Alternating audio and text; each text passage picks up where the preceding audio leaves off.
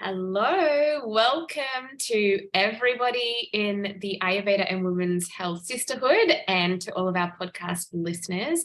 Today, I have someone so special to my heart with us today, and this is the most beautiful lady, Anna Viel. She is a dear friend of mine, and she is coming to talk to us about simple steps to reshape your life. Anna is a men's mindset coach who specialises in men's mental fitness, and she's worked with many corporate leaders in the industry and high-end athletes, football teams, all the things. She's also a speaker and now an author. I am so excited to announce that because guess what? Her book literally came out today. She opened the box this morning before we started recording, and I was like, woo woo, go girlfriend. And it's so exciting because I know how hard Anna worked for this book.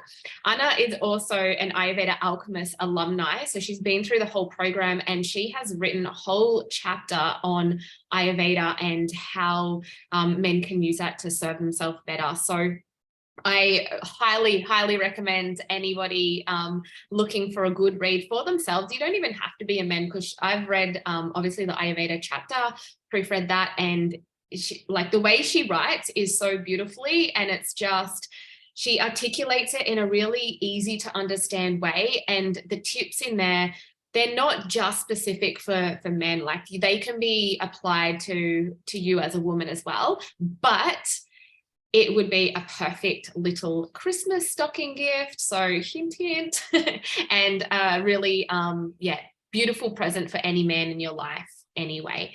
And so Anna is the founder of the Men's Framework, and she'll be talking more about this and what this means and how she can support men's or women's mindset through her framework, and how you can apply simple steps to completely reshape your life. So welcome to the podcast, Anna. Thank you very much for having me, and that's quite a hard act to follow. So thanks for the introduction.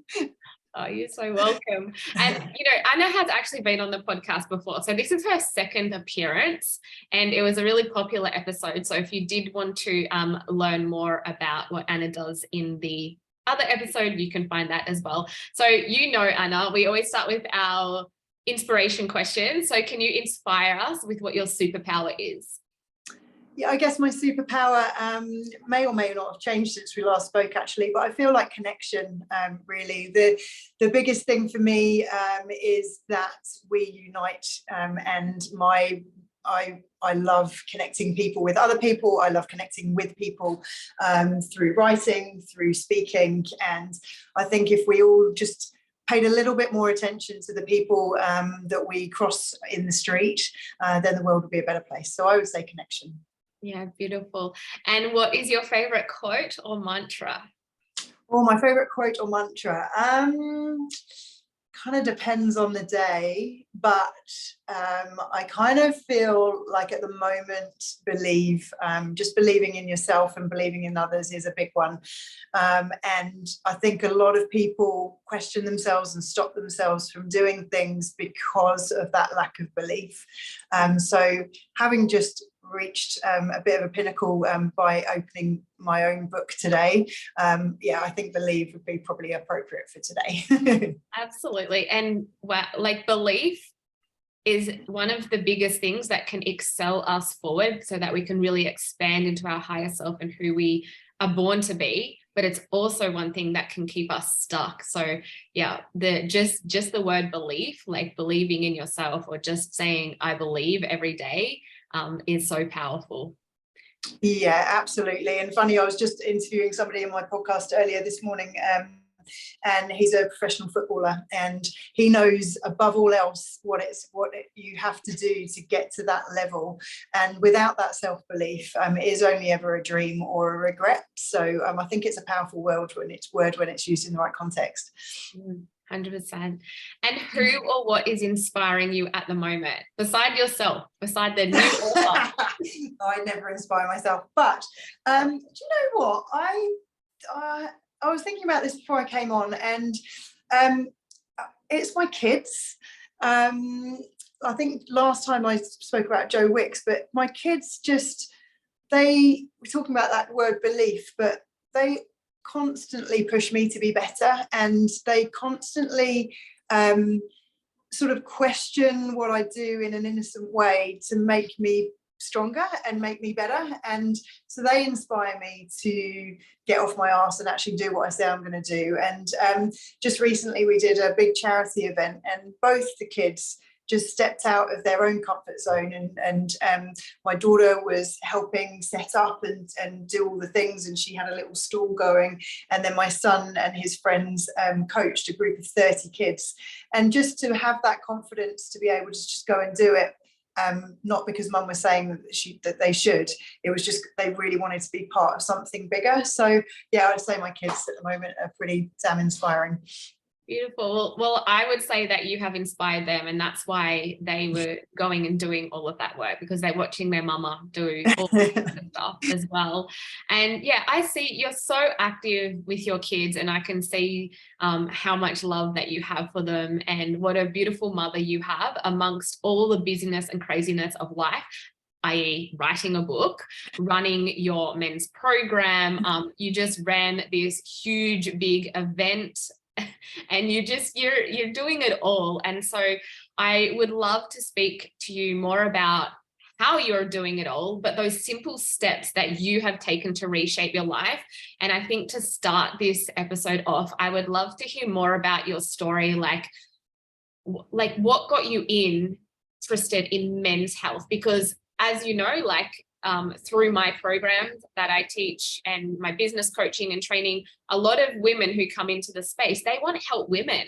And you're one of the rare few that have come out and been like, my niche is men's health. Like, I love working with men. So can you share your story of how you have evolved to really niche down and work with men? Yeah, sure. I mean, the surface answer was I was a tomboy, and I grew up with three brothers, and I just wanted to be one of the boys. But the reality is that I grew up with a dad who was an alcoholic, and he was a wonderful man. Like, him and I were best of friends. But for those of you who haven't experienced kind of anybody with addictions are really tricky for the family members when you're living in that space. And so it was quite an unpredictable childhood from the perspective of when he was on form, he was unbeatable, but when his demons had got the better of him, he wasn't ideal. And although he never ever physically abused me, certainly some of the words that came out of his mouth had a lasting impression. The beauty with my father was that he was always very apologetic the next day, and he really did try his best. But as we know with addictions, it's more than just willpower, and it's a disease. So he passed away pretty much 9 years to the day. And ever since he died, I always felt like I could have done more. And if I'd have helped in some way, maybe he would have fulfilled more of his life. Now, he was 80 when he died, so he had a really good life, but I know that he went to his deathbed with a few regrets. And if I knew now, or then what I knew now, I feel like I could have helped him kind of either be at peace for the things that didn't go his way, or just be able to go to his deathbed kind of feeling like he'd given everything the best shot. And I guess that kind of works hand in hand. So for me as a wife, I want the best for my husband, and because I know that when he brings his best self to the table, then the whole family win. And I know you do such brilliant work with females to restore that balance on the feminine side as well. But I just don't feel there's enough people championing and supporting men.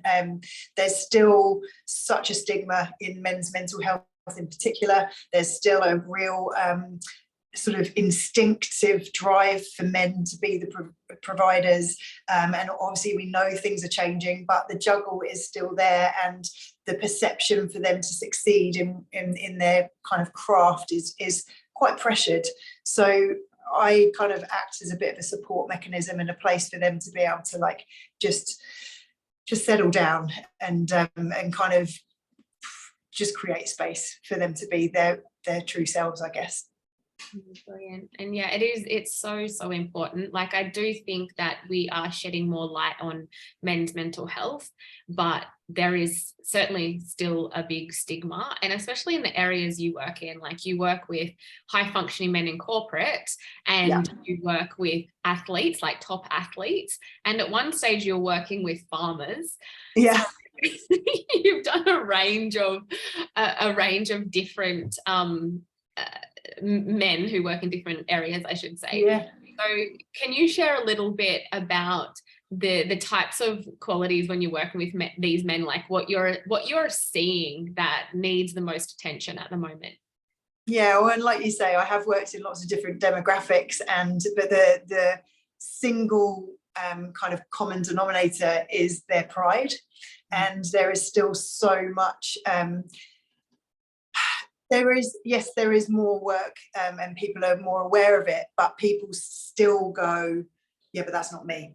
And so they're happy to talk about men's mental health as long as it's not projected, the spotlight's not on them. So it's for me to meet people where they're at and go, you know, coaching isn't about weakness, it's about being better, or having a different mindset from where you were yesterday. So it brings a different lens onto it. And ultimately it's about taking care of themselves. So I come in, because I've got sort of 20 years in the personal training space, I've got a really unique ability to be able to draw people in from that space. It's like, you know, you wouldn't go to the gym and not get a program written for you. And so why, when you're trying to be the best version of yourself, are you not looking to seek out how you can do that? And when they understand that they're not broken, and they don't need to be fixed, they're actually being given tools and resources to be better, then their pride isn't being affected. So yes, there is a lot of work being done in the men's mental fitness space, but I think it's about rewording it so it's not, we don't get them at crisis point, we get them at the top before they fall. And I think that's really important, and that's really how the men's formula came about, because you can't have a strong forward thinking universal mindset if you haven't got the basics covered, which is movement, nutrition, good sleep, and some kind of format of self-care. Brilliant. 100%. It's all about holistic care, and that's what we look at when we're optimizing health. It's not just about the physical, it's not just about, you know, people are aware of the mental, so we often say health is our physical and our mental well-being, but really it goes beyond that to look at the emotional aspects, which can be different to our mental well-being. It also goes deeper than that to look at the spiritual health of ourselves, because at our true essence of who we are, we're not just, you know, in our mind, we're not just in our body, we have a spiritual health that really needs to be taken care of.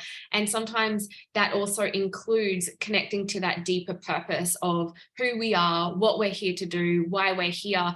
And when we can really connect to that deeper purpose, we can start to optimize our health from a really holistic lens. So I love how you are addressing a lot of these aspects with your men. And today, we really want to dive deep into those simple steps that you can do to reshape your life. And this isn't just for men. Like, these are simple steps that men and women alike can do to reshape your life. So let's start rolling in on that, Anna.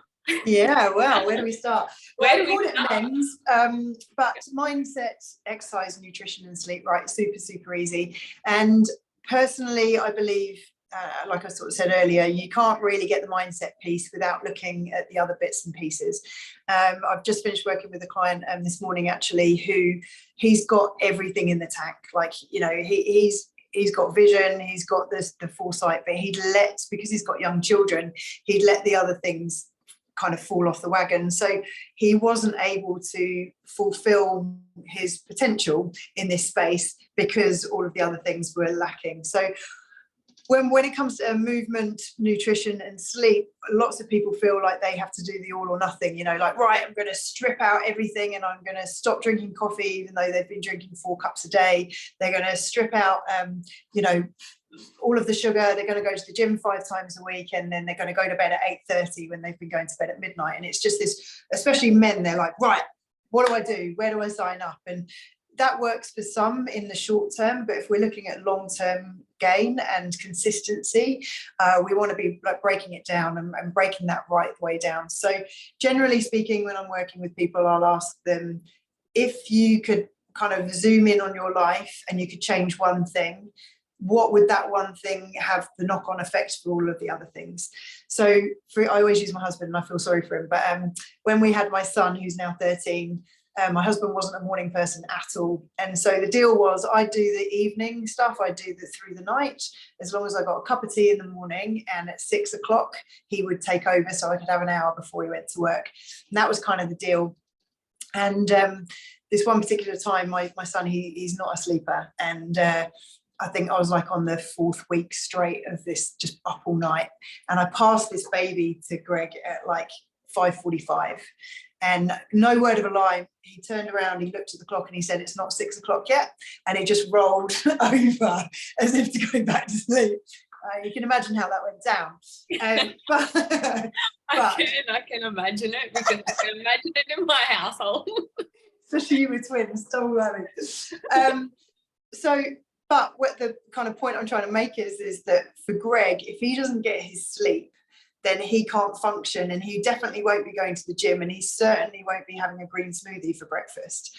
So he needs to focus on his sleep for the other areas to kind of really kind of fall into place. So that would be the thing that I would focus on for Greg, like his circadian rhythm, what his sleep hygiene's like, and then like peeling back the layers on how we can improve that. And then just organically over the course of the series of weeks, we can start introducing like areas in the other parts of the men's. And so for me, if I don't exercise, then I tend to eat more rubbish. And then when I did it yesterday, actually, I smashed out a whole heap of chocolate, and then I couldn't sleep. So, you're on the back foot. But had I been to the gym and actually got the exercise in, I would have been less likely to want the chocolate. So for me, it would be focusing on the exercise as a non-negotiable. So that's what we do when we look at those 3 things. I've kind of mentioned circadian rhythm and how important that is, and making sure that we've got systems in play to get a good night's sleep from the minute we wake up in the morning. And I think people forget that it isn't just the last hour at bedtime. It's about from the minute, and as much as anyone about that. And then when it comes to movement, again, I've just seen so many people like running just because they feel they should. And I'm like, do you even enjoy it? And they're like, no, excuse my language, I don't know if I'm allowed to swear on here, but like, I hate it. And you go, so what, why are you doing it? And so to give them permission to go, oh, actually, I've always wanted to learn karate, and my kid wants to go, okay, well, happy days, let's go and do that. Or maybe you might want to go surfing. Okay, well, let's do that. So dispelling the myths that maybe they're too old to start a new sport, or you don't have to run to be fit. To find an exercise that's actually enjoyable. And then in the book, I talk about finding a Roy, who was my training partner for the best part of a decade. And he didn't start off being a friend. He was somebody who I knew I was going to get amazing results with, because we matched each other in terms of mentality and fitness. So we became training partners, and that relationship fed accountability. When I didn't want to train, he was like, well, you coming anyway? There's that level of like, oh man, I've still got to go because I said I'd meet him there. So just weaving in these little hacks to ensure that you get the best outcome. And then again, same with nutrition. If we're looking at nutrition, we want to be, it's not necessarily what they're eating, but how they're eating. Are they watching the news? Half of my clients are watching the news or scrolling through the dramas of what's going on in life while they're trying to eat. Well, how are we possibly going to get energy when we're in fight or flight?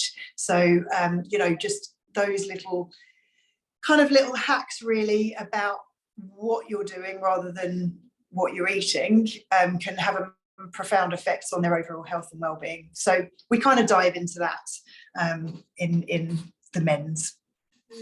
Brilliant. And I think you made a really important point about basically what you do is like pull back the blind spots for people, and not just do things like go for a run because that's what they perceive will make them healthier, make them fitter, lose weight, whatever their goal might be, and fit into like the society's expectations or that sort of box, because sometimes people don't really know and they don't spend the time to ask themselves the quality questions. And we know that the quality of the questions we ask ourselves will determine how we spend our life. Because if you're just asking, oh, what can I do to get fit and lose weight and exercise? Well, you know, first thing that comes to mind is sometimes running, sometimes going to the gym and doing a class or pumping some weights. But if you're asking yourself, what would I enjoy so that I can be motivated and keep going and make this more of a lifestyle? What types of exercise? And it shouldn't just be one type either, because that's a good way to get injuries, by overtraining. Absolutely, yeah. And, you know, I actually had to learn this the hard way myself. Like, I was someone who was like, right, I've got to run this amount of times a week. I've got to do HIIT exercise. I've got, you know, I was born in like the era of where cardio was king for women, which we know is not the truth. Yeah. I was always left injured. I was a triathlete for a period of time and always having like tendonitis and all of these things going on because of the way I was training. And it wasn't until I really asked myself, no, what would actually suit your body? What actually suits your hormones as you're getting older? And what do you actually enjoy? Like, what are you excited to do or could potentially be excited to do if you were doing it, like you said, with a friend for motivation? And I do a lot more strength training, a lot more Pilates, a lot more yoga. And then when I do go for a run, maybe once a week, if that, like I actually enjoy it and I'm not putting pressure on myself, wearing a watch to make sure I tick 10 Ks and I do it under like, you know, 50 minutes or whatever it has to be.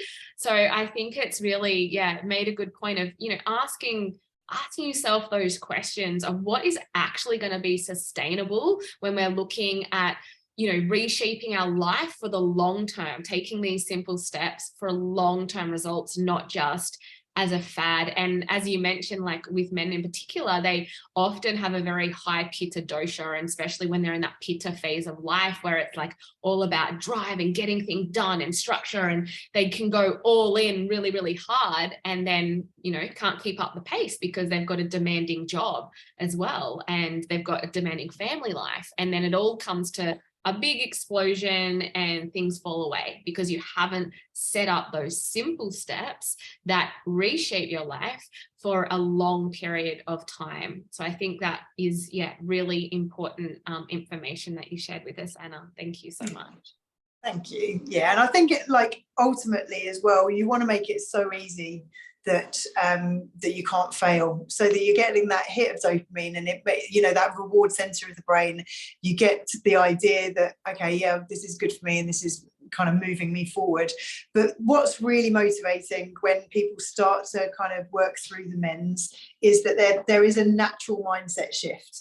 And so they don't have to do the work on like, why do I feel like this? Like, is it only me?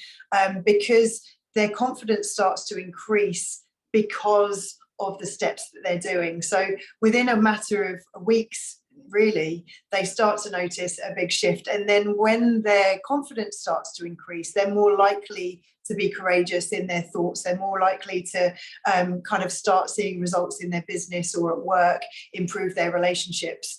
And often they'll go, God, like, I didn't even realize that was missing. And now I'm doing this. And it's only because I'm drinking water. It's like, how, you know, there we go. And and that's what I love about it. Sometimes we feel like we've got to go and do, you know, 6 months here training and doing this, or I've got to go off and you know, read all these books or do all the things, when the reality is if we just do the small things and we do them consistently well, then our mindset naturally shifts anyway. We kind of go on that next step of enlightenment, if you like. Totally. And I always say, like, clarity comes through action. So yeah. when you start implementing small steps, whether that is, all right, you know, I'm going to start going for a walk 3 times a week. If you've gone from nothing, that's fantastic. 3 half-hour walks, and you're like, through that action comes clarity, and you start to, like you said, move into those mindset shifts because you're moving your physical body, you're moving your energy, you're starting to feel better in yourself. And when you can feel better in yourself, you feel more confident. When you feel more confident, you're more happy. When you're more confident and happy, things like your relationships, they just naturally improve. Yeah. So it's this like domino effect of making small, tiny steps in your life, whether it's like we have just spoken about, like exercise, but also with nutrition. You know, you might be overwhelmed by having to do a huge change, but if you're like, right, I'm just going to stick to my 3 main meals, I'm going to eliminate snacking, which is usually all the crappy food anyway. And that one simple shift can make a big change. Or like you said, drinking more water, hydrating yourself, because how crappy do we feel when we're dehydrated, when we haven't had enough water? Like, is it like 80% of our body is made up of water? Like, we actually need water, and that might stop the 3 p.m. headaches that we're getting, like in the afternoon, the energy slump in the afternoon, you know? And so just making these small, tiny steps. So I spoke a lot about exercise, the small, simple steps for that. So with nutrition, what is a simple, small step that someone can take today if they want to start improving their nutrition? I think, you know, from an Ayurvedic perspective, you've already mentioned that 3 meals a day. And I really find that powerful for guys, because it's literally just 3 things to remember. But my biggest one, as I kind of alluded to earlier, is making sure that there's no distractions when they're eating. So what often I'll do is kind of, a lot of people like rules, right? Like they'll kind of go, yeah, that kind of sticks with me. So maybe only eat when you're sitting down at the table. So that one rule then eradicates all of the other things, like picking when you're getting your kids dinner, or eating in the car. Like, I'm terrible for eating in the car. So if I've stuck to my, well, I only eat when I sit down at a table, then it's like the rest is taken care of. So those little things I think are really quite useful. But from a nervous system perspective, not being distracted, being around people that you enjoy being around, and not talking about negative things or watching the news, or even if you're into like the crime mystery things like on TV, just leave that until you've eaten. I really think that that can be a massive game changer when it comes to utilization of nutrients. So yeah, any of those. Absolutely. And I had a world of digestive issues, and that's where Ayurveda really, really helped me. But that was one of the main things, was being able to sit with no distraction and eat. Because if we're in that sympathetic state, we're not able to digest our food. And it was, huge for me, because I was someone that used to eat on the go all of the time, especially with young kids, right? Like, sometimes hard not to. But what I noticed when I actually took time to take a few deep breaths, I was already relaxing my diaphragm first, because that's really important as well. And then mindfully ate with no distractions, so not flipping through my phone. And I still practice this today. And like, obviously, if I'm having lunch with friends or family, then you're communicating, you're talking, but you're still being really mindful and present and just being with those people. But even at home, I'm like, there's no devices, there's no TV. Like, we have dinner together, and we sit and we talk, and we be really mindful with our food. And it also makes you be more mindful of the type of food you're eating. Absolutely. I must say, my husband doesn't practice this as well or enough. And I'm like, he's like holding down a pack of chips, and then he's like getting something ready, and then, you know, eating in the car and coming home and eating dinner. And I'm like, you have no idea what you've eaten today. Like, you have no idea. Or he's like, oh, I haven't had dinner yet. And I'm like, yeah, but you've probably eaten 4 meals in the car on the way here. I mean, he has a high stress job, and he's like having to travel a lot for it. But I'm like, yeah, he definitely could work on that. So I can see that I don't know, is it more of an issue with men or women, or is it just, I don't know, maybe both? I mean, I think when I was personal training for women with young children, it was just, you ate when you could, right? And you made a cup of tea, and then 4 hours later, you still hadn't drunk it. So like, there are going to be pockets of time when it's not as realistic. But I think as a general rule, both men and women get into bad habits. And one of our bad habits is being able to have food accessible at any given moment. Like, you can stop off at a petrol station and you can have heaps of food. Very rarely do you see apples or bananas there. Like, it's just a whole temptation of lollies and crisps and things like that. So I think as much as anything, it's about what are we doing that's habitual. And for people who are high stress, time poor, generally they will eat on the go, and it's easy to eat on the go. Over in New Zealand, the BP garage, they've got the Wellbeing Cafe, and my goodness, the amount of coffees that place produces. And when you're kind of coaching with people, and in the book I've tried to sort of make it as life coachy as possible in terms of bringing people's awareness, elevating people's awareness, is that what are you doing under the radar that you don't even realize that you're doing? And when they understand that they are just picking at the crisps, or they're like my husband's cheese and crackers, he'll go and find the cheese and crackers. Once you start doing that, you kind of get your hand to your mouth and you go, oh, do I need this? And then in that moment, you've got that choice. And if you want it, happy days, do it, but do it consciously. So I think there's sort of, we just need to be mindful of what we're doing out of habit, and bringing that to the surface and asking ourselves whether or not it's going to take us to where we want to be in the long term.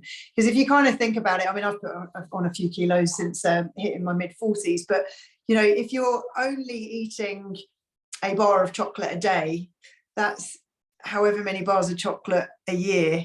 And if you worked that out in kilos in terms of calorific gain, then that's going to be a couple of kilos a year. And if you carry on doing that and you slow your walking down, then by the time you're 50, you're 10, 15 kilos heavier, and you're like, oh, I have no idea how I got there. So it's about just sort of like unraveling the habitual beliefs, but also the habits that we haven't got any clue that we're doing anyway. And that can be really fun and quite confronting. Totally. I think that is such an underlying cause, is not having that self-awareness. But once you get it, it can be life-changing for everyone. Absolutely. Yeah. And more self-responsibility as well.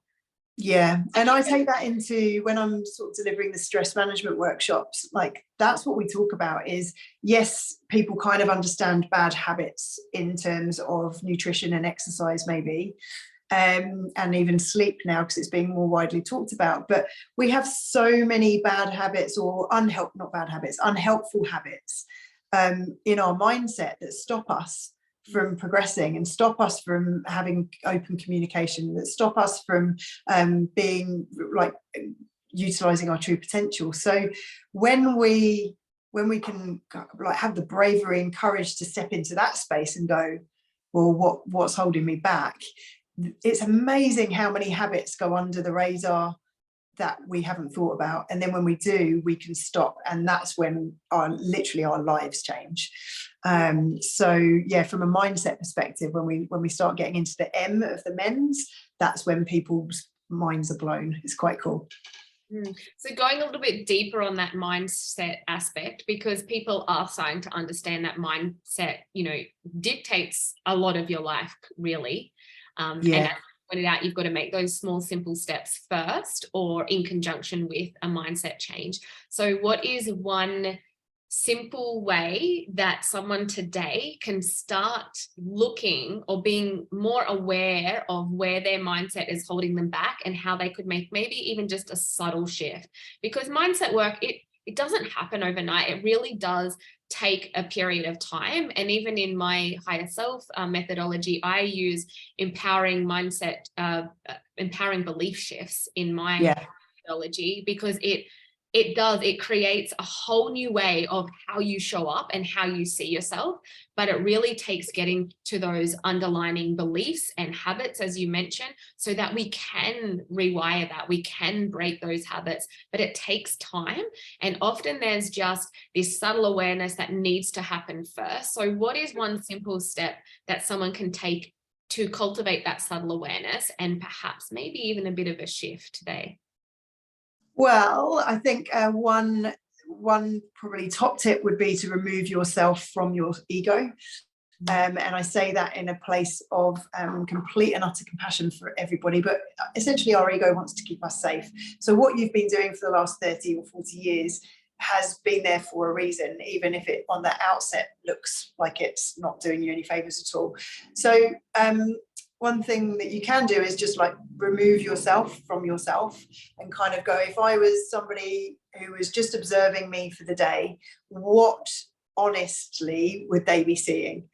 And from there, you'll be able to get that little bit of space to then be able to go, right, okay, well, they do when they interact with their children, they're really present and they're really engaged. But when the wife comes into the room or when the husband comes into the room, I can see that maybe they don't listen as much. Or when the mother-in-law calls, I can see that there's a shift in body language, for example. And you can kind of then get curious. I think often we go to judgment and we're like, oh, well, I'm a bad person for that, and I shouldn't have those thoughts. And we start to kind of go down that negative trajectory. But if we can get curious and go, okay, well, what is it? Isn't it interesting that I'm fine with this person, but when I'm with this person, like my best self's not really happening here? And then we can start to kind of pick away at it from and kind of go, right, okay, well, what do I need to do to foster that and make that more efficient for me and get me to where I want to go? And then, yeah, you can start working on the beliefs. But I think taking that helicopter view, first of all, is the important piece, because without the awareness, we can't take action. But often people get stuck in the awareness and then they let their inner critic take over, and then they just shame themselves, and then they end up in a bit of a rabbit hole. So the important thing is to take the ego out of it, look at it from a kind of compassionate perspective, but then be willing to put the work in to make the change. And I talk about it, I've got like a little acronym called AGM, which is awareness, grounding and mantra. And essentially all it is getting that awareness of when you're being in a triggered state or when you're doing something that's holding you back. And then you've got that really tiny sort of like opportunity, that little sweet spot where you can make a change. If you carry on doing the same behavior, you're going to get the same results. So we want to kind of create that space, and that's where the grounding comes in, and we maybe take a breath and we just literally get feet to ground and we become really present. And then your mantra is just a reframe. So it's like, okay, so for me, I always kind of use my daughter in this respect, but a couple of years ago we were going down a bit of a negative spiral. So basically her just talking to me annoyed me because she was just going through a bit of a phase. And so my reaction to her and my body language, bearing in mind body language is about 80 or 90%, I think, of communication, was immediately pissed off with her. And so she'd come to me and immediately she would pick up on something, and then her behavior would change as a result, and she'd get all prickly. And the outcome was that we'd have like a monumental Coronation Street type like argument. And it wasn't going well for any of us. And my husband was feeling really low about it. My son, just hated us arguing, and it was just horrible. So AGM was kind of created out of the fact that I knew I needed to make a change. And so I had the awareness that me and Sienna weren't going great. And then the grounding was whenever she said mum, I would put my feet to ground and I would literally become really present with her. And my mantra was, there's another way. So that reframe meant that I could say, yes, honey, how you going? And regardless of whether or not she was up for a fight, I wasn't. And because I was present and I knew that there was another way. So AGM is quite a good way of being able to sort of like diffuse any kind of judgment of yourself or judgment of others and be able to get a different outcome. I love that. That's brilliant. Thank you so much for sharing your story and that tip. Oh, good. Okay. And so the last one that you really hone in on is sleep. And yes, it is so important as we are becoming more aware. And we're also aware that when we don't get enough sleep, that we can be really shitty and our relationships go down the gurgler and our career can feel like a challenge and life just feels like a challenge. So is there any simple step you can suggest for people who may be struggling with getting to sleep or having quality sleep that they can just start with? Yeah, I mean, for me, probably the number one, and people hate it, is the consistent getting up at the same time every day, going to bed at the same time every night. And that, if you do that consistently over the period of a few weeks, your system starts to reset. I mean, there's obviously so many other factors that we take into play that we cover in the book and in coaching and things, but just that one piece can be game changing for people, and they hate it because they're like, what do you mean, can't I get a lie in at the weekend? It's like, well, you can, but you wake up and maybe do some breath work or read a book or do something that's going to be kind of fostering that self-care. And that is one that often people get resistant to, but when they do it, they're like, oh my gosh, I'm sleeping so much better. So that would probably be the one place to start. Amazing. And I mean, we've only just touched the surface today of these like simple steps, but they will be very life-changing for some people, because it's made some people just think, well, hang on, like, yeah, I do need to look at exercise a different way, or I do need to be my own observer and look at my mindset and how I'm reacting to people, or okay, I do need to work on my sleep, like that's where I'm falling apart, you know, or my nutrition. So I really appreciate you coming on and sharing these simple steps, but like I said, it's just the tip of the iceberg. And I know in your book you really go really deep into how to actually achieve all of these things. And you speak at it from like a life coaching point of view. The voice that you use is just really, as I mentioned earlier, easy to understand. No, like you're just a no nonsense person. You're a straight shooter. So it's really applicable, logical information that you can apply to your life to have long lasting, you know, health, mental health, like we spoke about, all the parts of you that make you you, and to completely reshape your life, reshape the relationships that you have with people, reshape the way that you show up in your life, your career, all of the things, because we know that optimizing your health is key in being able to show up as your higher self in all areas of your life. And I think you've articulated this really, really well in your book. So I know did you want to just briefly tell us like the chapters in the book and where people can find the book and how they can purchase their own copy?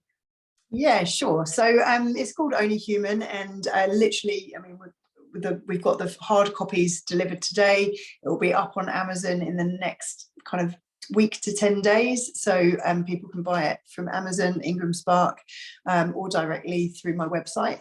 But the way I've done it is, so my website is www.freshcoaching.me, just in the frames of changing it up a little bit. But yeah, you can find that on there. But essentially, the book, I want it to be life coaching people through the page. So it's for people who are feeling a bit disconnected. They know they need to make a change, but maybe coaching isn't quite the step that they're ready for. So this book will give them a handheld kind of guide through men's. And the beauty of it is that it takes them to a resource on the website where they've got worksheets to fill out. They've got recipe plans. We've got work like home workouts in there for beginners. We've got breath work. We've got meditations. So it's not just a book. It's a lifestyle change.